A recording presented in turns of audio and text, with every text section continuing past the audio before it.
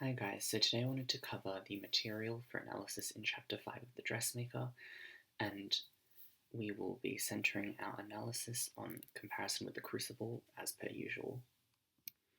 So the chapter starts off with Ruth Dim and Nancy Pickett engaging in their affair, and we see Beulah Harradine kind of spying on them, and we see that she's creeping along the wall and she drops into a mattress of jagged thorns and broken branches when she's discovered.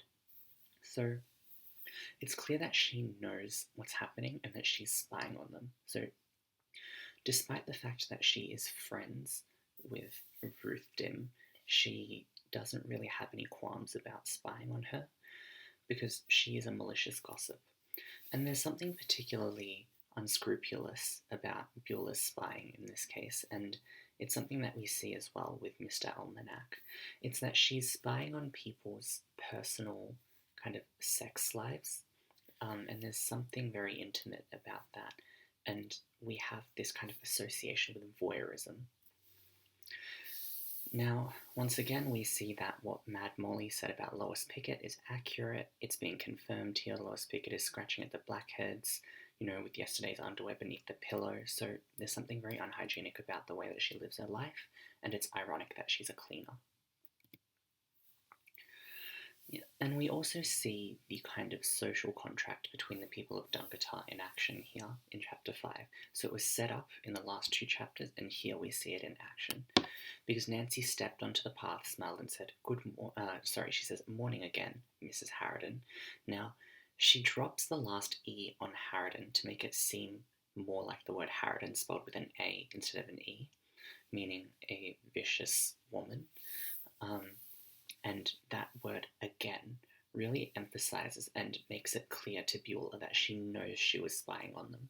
So they both despise each other, I suppose, but their distaste is veiled because they know that that if one person in their society kind of, as the children would say, comes for another person, everyone else will expose them. So we see that that Sergeant Farrett has his hat perched gaily to one side, and we also see that when he was making the skirt, it's referred to as a gay blue and white checkered gingham skirt. So what's really interesting is that Rosalie Ham only uses the words gay to describe Sergeant Farrett's clothing. So there's kind of this implication of queerness there, but that's something that we won't get into too much because it's never confirmed, and there's something very distasteful about speculating on people's sexuality, and it's not something that analysis really focuses on. Now, what is worthy of analysis is the fact that up until this point, Sergeant Farrett's body was always referred to when he was thinking of himself as being kind of fat or distasteful. He's referred to himself as large. There's this negative kind of feeling about his body. But here, when he's dressed in women's clothes, he describes, or the narrator describes, his figure as having a generous buttocks. So the word generous here suggests that he's happier and more confident in his body when he's dressed in women's clothing. And that kind of highlights the fact that it's so unjust that he's being forced to present himself in a specific way out of fear of other people's judgment. And we see this later on in the text too when he's wearing women's flats and there's a reference to his calves. Now we see Beulah Harradine go running to Sergeant Farrett and ask him to, and she asks him to kind of dispense justice as she sees fit. She kind of hits peak Karen here because she says, "I've written to your superiors about how terrible you are." And it's kind of ironic that she criticizes him for enforcing the law according to himself and not the law, when she herself is demanding that he enforces it based on her whims. Now, here we see this kind of McCarthyism and witch hunting, because she complains to Sergeant Farrett based on speculation. She speculates that the children, the McSweeney children, threw seed pods at her roof, and that William has come back and he's now queer. So there's something to be compared here to the Crucible, in that in the Crucible there is a kind of McCarthyism present in that the girls can give insufficient evidence and condemn the townspeople for witchcraft. But the difference is that McCarthyism, the consequences of McCarthyism are tied to the authority that's kind of presiding over how justice is dispensed. In this case, Sergeant Farrett doesn't take her word for anything. He doesn't really care what she has to say. He humours her, but he doesn't take her complaints seriously. Whereas in The Crucible, there is also similarly this kind of McCarthyism in their society, but it's taken much more seriously because of the kind of historical context. Now, Beulah says men who go to the city come back and they're queer and they cross-dress, and she says her father told her so, and Sergeant Farrett asks her, how do you know, Beulah? So he actually throws in these little quips every now and then. We saw it as well with Mona when he says to her, yes, your mother thinks she's very refined.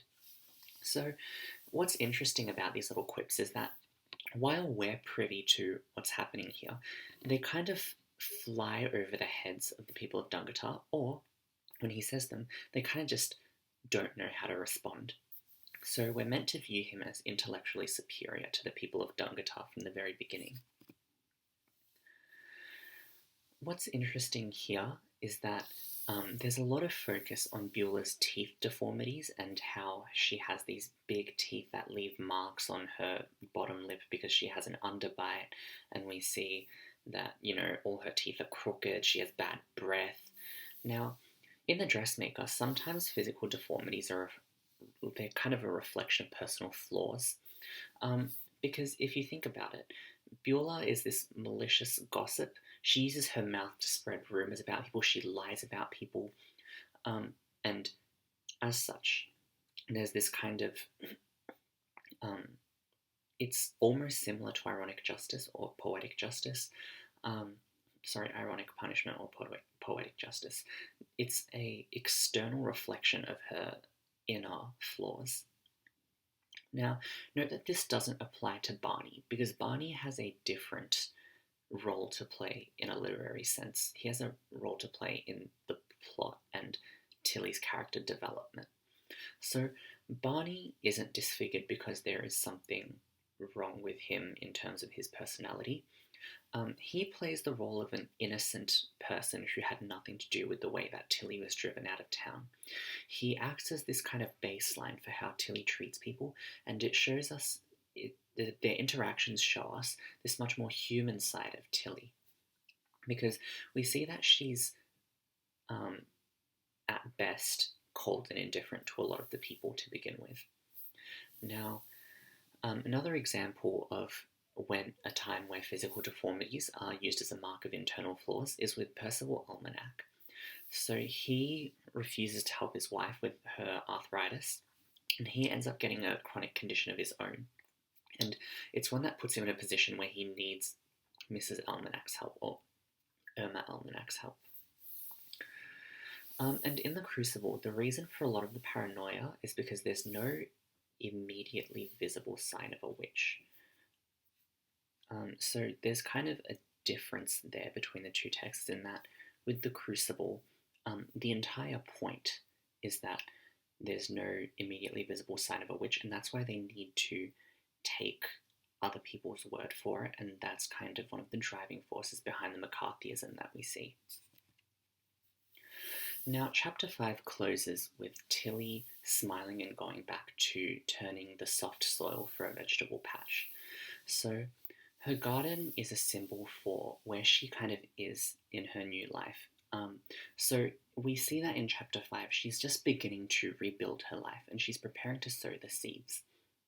And this brings back the kind of imagery of the maiden goddess, the harvest maiden, who brings in a plentiful bounty, a bountiful harvest. Oh, I suppose a plentiful bounty works too. But yeah, this was a very, very short chapter. I hope you guys learned something. Thank you for watching. I'll see you guys next time.